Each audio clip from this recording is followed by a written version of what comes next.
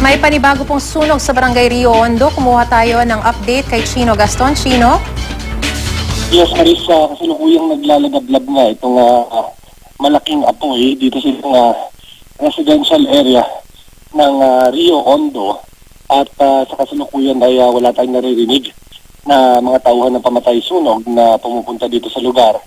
Dahil nga sarado ito sa Maris na yung kalsada papasok ng Rio Hondo na isang barangay malapit sa Dalampasigan at dun sa mga tinatawag na mangrove areas ay sarado na nitong nagdaang 3 araw dahil nga dito nga nangyayari yung mga panakanakang putukan sa pagitan ng MNLF at militar.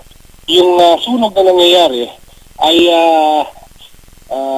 nagliyab matapos itong maikling palitan ng putok ng mga sniper ng MNLF at ng gobyerno, kung kaya't hindi rin malaman kung bunsod ba ito ng panibagong pagbagsak ng mga bala o mga mortar o di kaya sadya talagang sinunog ng MNLF o maging ng militar. Ayos. Alright, maraming salamat Chino Gaston. Patuloy kayo mag-ingat dyan.